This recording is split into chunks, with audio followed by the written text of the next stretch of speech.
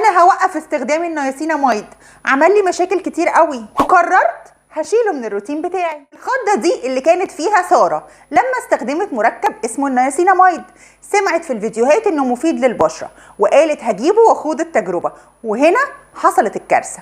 حبوب والتهابات وحاجز البشره اتدمر بالكامل. ليه؟ عشان ساره عملت اخطاء مهمه جدا في استخدام النياسيناميد بوظت لها الدنيا خالص.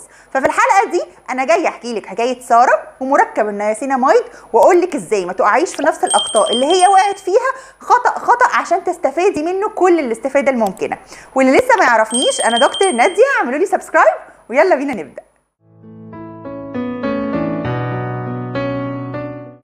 ساره بنوده عندها 25 سنه، بشرتها مختلطه مائله للجفاف، وعرفت ان انتاج الكولاجين في بشرتنا بيقل لما بنتم 25 سنه، فقررت انها تستخدم حاجات تحفز الكولاجين عشان لما تكبر يبقى شكلها جميل.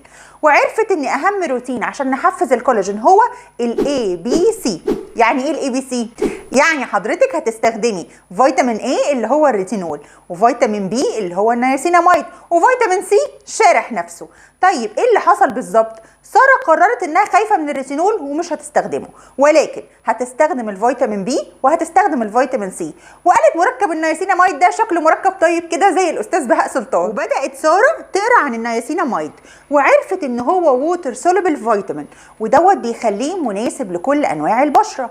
وهي كانت مشكلتها في الرؤوس السوداء والمسام الواسعه، وطبعا كانت عايزه تجيب حاجه تحفز الكولاجين زي ما قلنا في اول الحلقه، ولقت ان النياسيناميد بيعمل كل ده. ومش بس كده، هي كمان بشرتها مختلطه، فعندها زياده في افراز الدهون في منطقه التي زون، وكانت عايزه اللمعه دي تروح، وكانت قلقانه جدا لان في الشتاء بشرتها بتجف من ناحيه الخدود وكمان حول الفم، ولقت ان النياسيناميد مش هيعمل لها مشكله.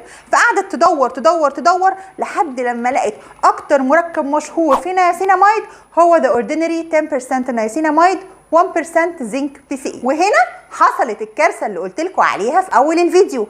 طب ايه الاخطاء اللي عملتها ساره خلت النياسيناميد اسوأ مركب استخدمته على بشرتها؟ لان ده كمان ممكن يحصل معاكي.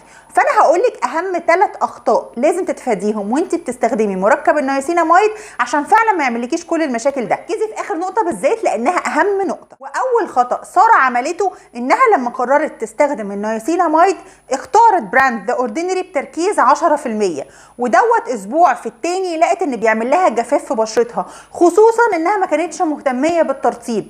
مش معنى ان احنا بنستخدم سيرم ان احنا مش محتاجين نستخدم بعده مرطب. فاول نصيحه هقولها لك لما تيجي تستخدمي النياسيناميد وهعرفك ازاي تختاري المنتج المناسب ليكي، انك تهتمي جدا بالترطيب بعد لما تحطي السيرم ايا كان نوع بشرتك ايه. والخطا الثاني الكارثي انها قررت تستخدم فيتامين سي مع النياسيناميد. طب هل هما ممنوع نستخدمهم سوا؟ اتليست في اول فتره، يعني ما ينفعش نبقى احنا بنبدا 2 ماده فعاله لاول مره على بشرتنا. وبرودكت ذا اوردينري بيقول لنا ان احنا نستخدم النياسيناميد مرتين في اليوم، وفعليا ده كتير قوي لان فعلا تركيزه عالي، فالصح ان انت تتدرجي في استخدامه. بمعنى ان اول اسبوعين تستخدمي النياسيناميد بس مره واحده في اليوم ادام قررتي تستخدمي التركيز 10%، ومنعي خالص الفيتامين سي.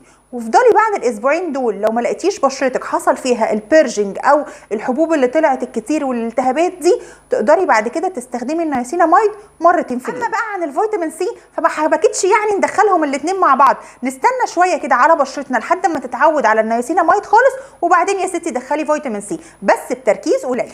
وثالث خطأ وهو الاهم، محدش بيبدا بتركيز 10% ابدا. يعني مش منطقي ان انت اول لما تيجي تركبي العربيه تقومي جايبه الخامس وطالعه، مفيش حاجه اسمها كده. تركيز عالي جدا على البشره. وخلينا نقول ان علميا انت بتاخدي فوائد النياسيناميد بين التركيز من 3 ل5. ولو ركزنا اصلا في تركيبه ذا اوردينري هنلاقوا ان هم حاطين الزنك PCA عشان يتفادى شويه من الاعراض الجانبيه بسبب التركيز العالي للنياسيناميد. الاعراض الجانبيه دي هي التهاب حاجز البشره، عشان كده هم حاطين الزنك. فلو حضرتك عايزه تبداي تدخلي النياسيناميد في الروتين بتاعك وتاخدي فوائده كتير قوي، محتاجه ان انت تستخدمي تركيز اقل. طب يا دكتور انا جبت النياسيناميد خلاص من ذا اوردينري ومش عارفه اعمل ايه، تركيزه عالي وبقيت خايفه استخدمه بعد كلامك. تعالي وهقول لك تعملي ايه. اول حاجه هتحطي مع النياسيناميد هيلورونيك اسيد. يعني هتحطي شويه من السيرم النياسيناميد بتاع حضرتك وشويه من سيرم الهيالورونيك اسيد وتحطيهم مع بعض كده، وبعدين تبداي تطبطبيهم على بشرتك.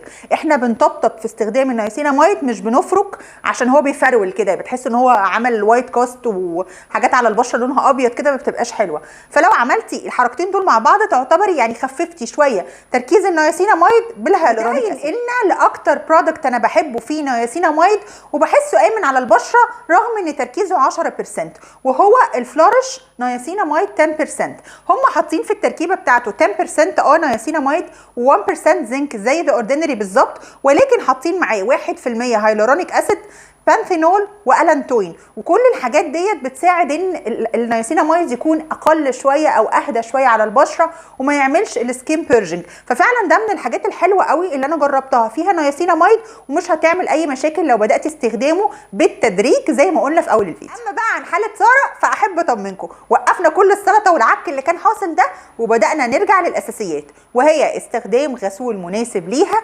استخدام مرطب يكون فيه مركب السيكا او السنتيلا اثياتيكا عشان نساعد في ترميم البشره، وطبعا السان بلوك، وما خليتهاش تستخدم اي حاجه تانية، ولو عايزت هيبقى الهيالورونيك اسيد بس. وتوته خلصت الحدوته، ولكن دي مش اخر حدوته هنحكيها في مشاكل السكين كير اللي بتحصل للبنات. بس قبل ما امشي كمان عايزه اقول لك معلومتين مهمين. هحط لك دلوقتي لينك لاشهر برودكتس فيها نياسيناميد، مقارنات ما بينهم عشان تختاري التركيز المناسب لبشرتك. ومش بس كده، هقول لك اهم الاخطاء اللي بتقعي فيها لما بتستخدمي ريتينول عشان دايما السكين كير بتاعك يكون متكامل. ما تنسونيش في اللايك والسبسكرايب والشير، وهستنى منكم الكومنتس واشوفكم في الحلقه الجايه.